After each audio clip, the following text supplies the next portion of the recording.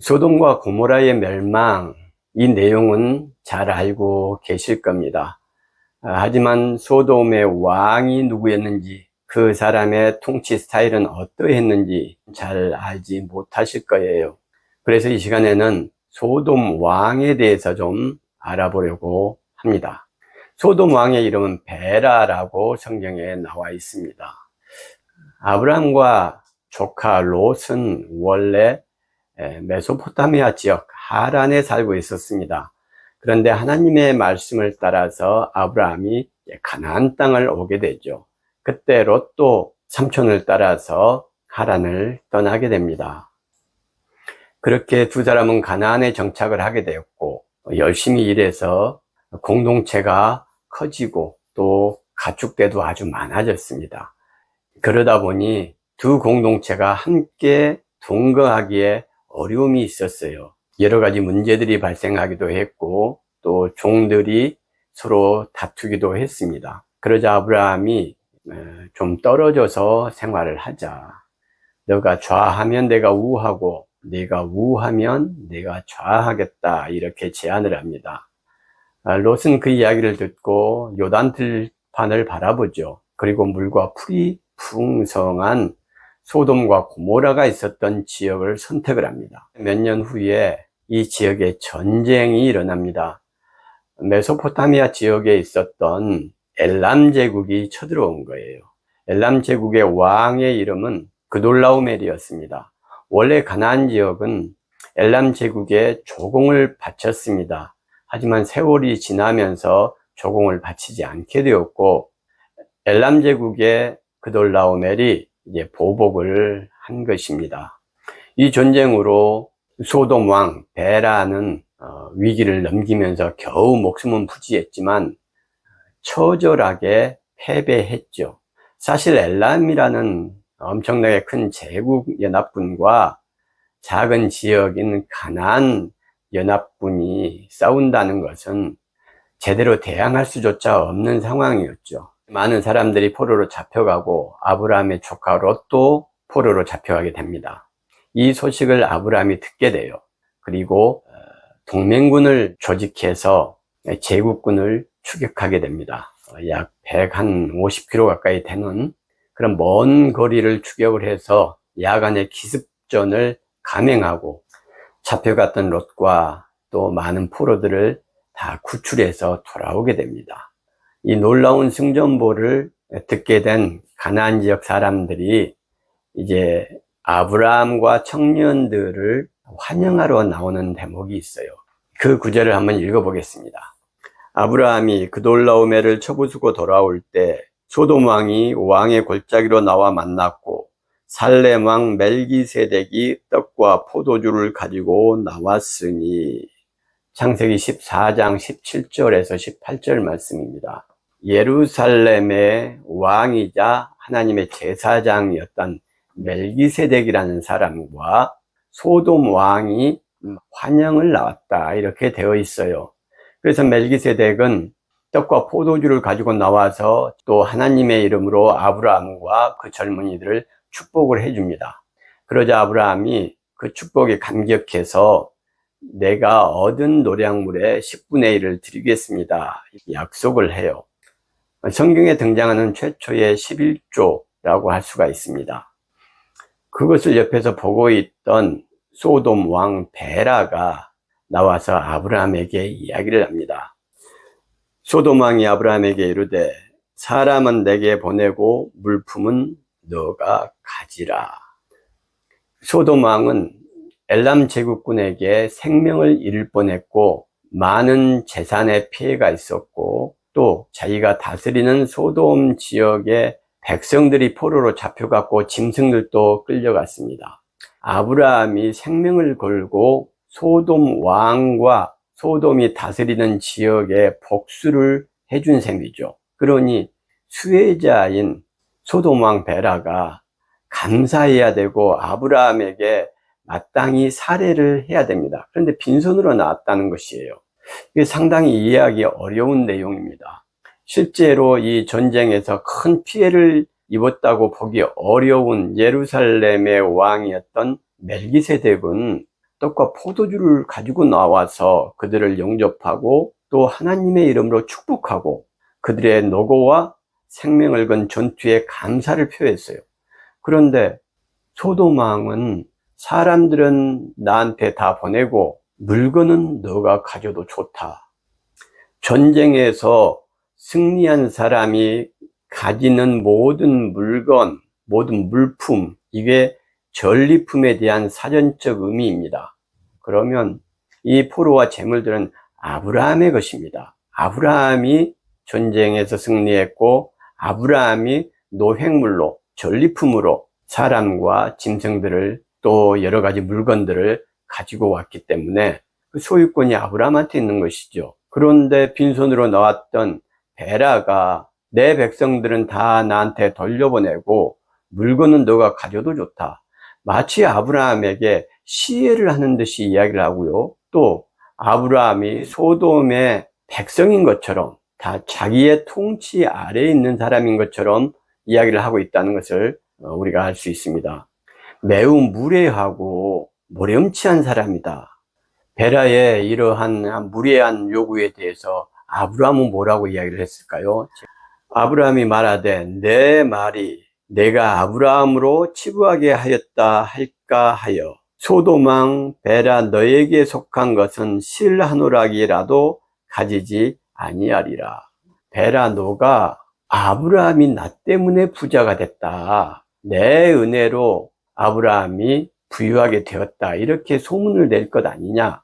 그런 소리 내가 듣고 싶지 않기 때문에 너의 것은 실 한 오락이도 내가 가지지 않겠다. 이렇게 이야기를 하는 내용입니다. 지금 아브라함이 소돔 왕에 대해서 제대로 알고 있다는 생각이 들죠. 소돔 왕의 인품과 통치 스타일을 알고 있다는 이야기입니다. 그가 나중에 말도 되지 않는 이상한 이야기를 하면서 마치 은혜를 베푸는 것처럼 그렇게 소문을 내고 자기 과시를 할 것이라는 이야기예요. 그것을 아브라함이 지금 다 알고 있어요. 그래서 이 전리품이 내 소유지만 너한테 속했던 것들은 내가 실 한 오락이도 갖지 않겠다. 이렇게 이야기를 하는 대목입니다. 결국 아브라함이 그의 통치 스타일을 다 알고 있었고 그의 치졸함과 저급한 언행에 대해서 꿰뚫어 보고 있었다. 18장에는 소돔과 고모라가 하나님의 징계로 멸망하는 내용이 나옵니다. 소돔과 고모라에 대한 부르짖음이 크고 그 죄악이 심히 무거우니 18장 20절의 말씀인데요. 여기서 이 부르짖음이라는 단어가 히브리어로 자크란 단어입니다. 자크는 크게 두 가지 용도로 사용했어요. 왕이나 통치자들이 백성들을 정치적으로 핍박하고 약자들을 수탈 착취할 때 백성들은 하소연할 것이 없습니다. 자기들을 핍박하고 수탈하는 그 대상이 왕이고 정치적인 지도자들이기 때문입니다. 그때 바로 이 울부짖는 눈물의 기도를 하늘에 올리는 것이죠. 하나님께 부르짖는 것입니다. 세상에서 사람은 도와줄 수가 없기 때문입니다. 그 부르짖음을 자크라고 사용을 하고 있고요. 또 출애굽기에서 히브리 노예들이 애굽 왕 파라오에게 노동력을 갈취당할 때 그때도 역시 자크란 단어가 쓰이고요.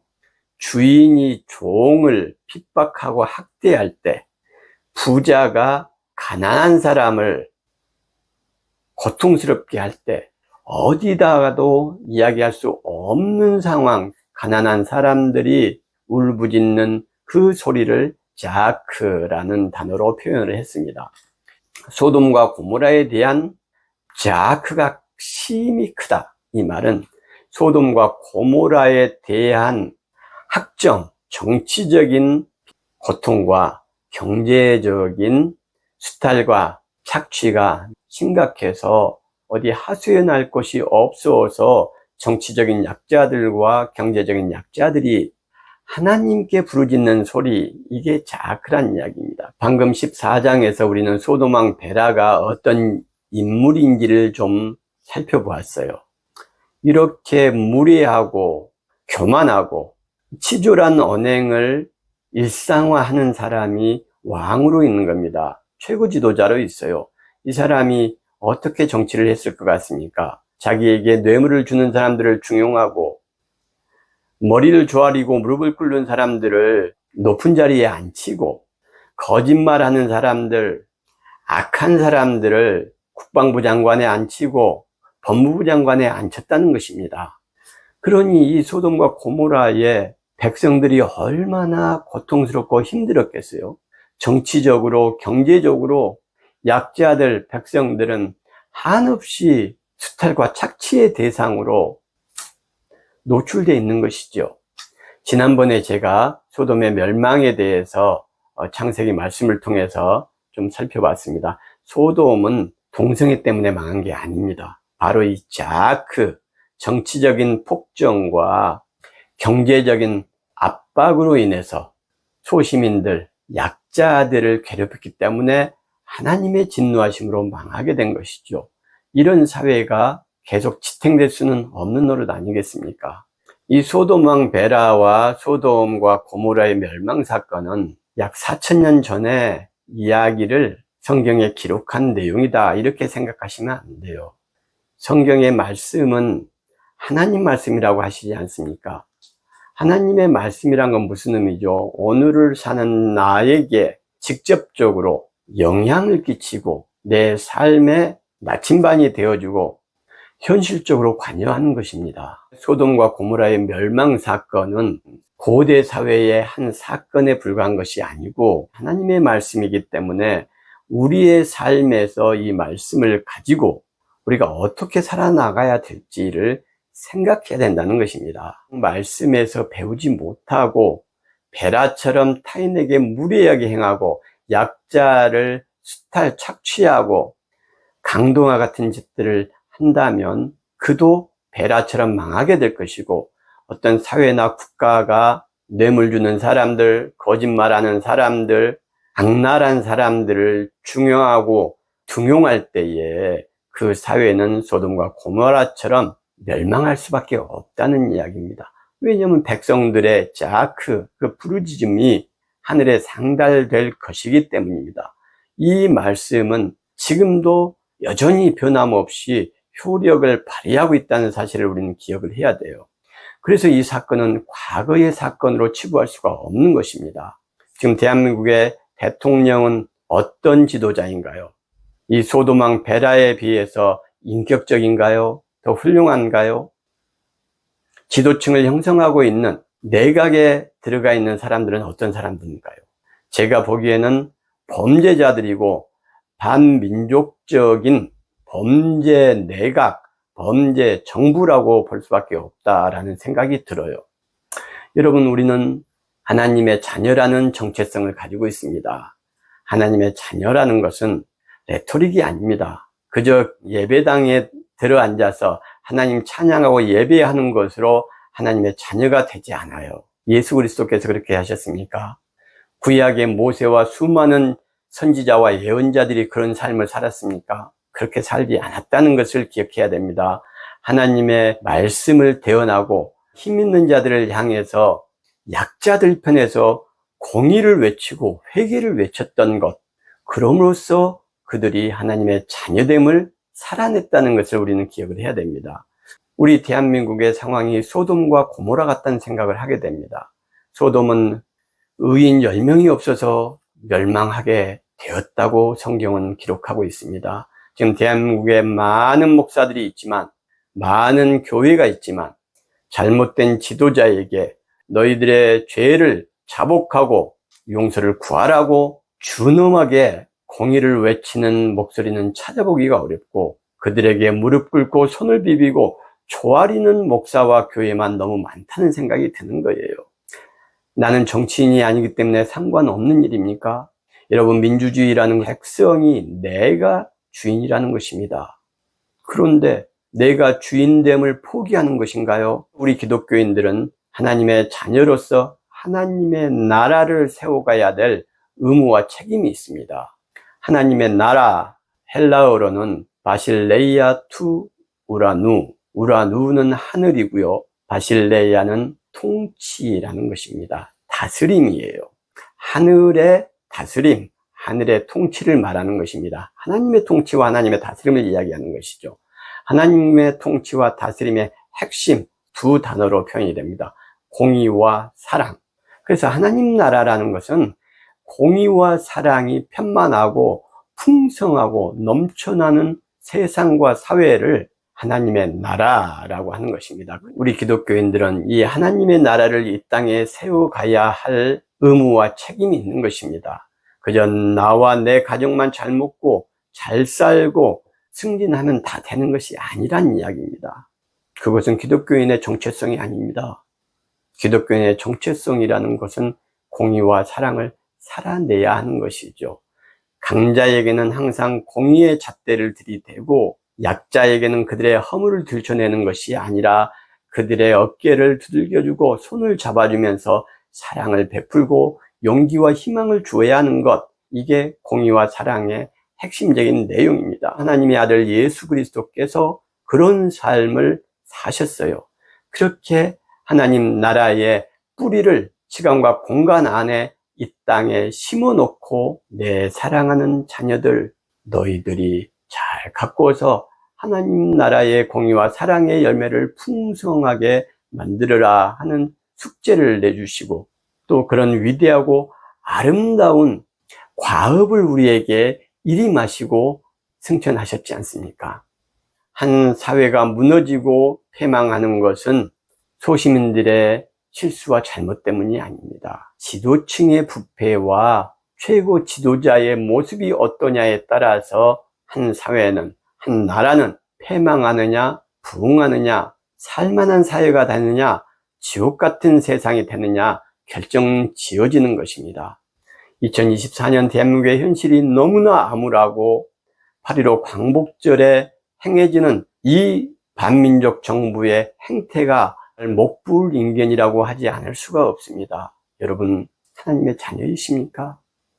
구원받은 자라는 정체성, 자아인식이 있습니까? 그러면은 하나님의 말씀, 공의와 사랑을 가지고 저 악한 세력들과 대항하고 우리 주변의 약자들을 돌보시는 그런 삶을 살아야 됩니다. 소돔왕 베라를 통해서 교훈을 얻지 못한다면 우리는 하나님의 나라와 하나님의 말씀과 상관없는 사람인 것입니다.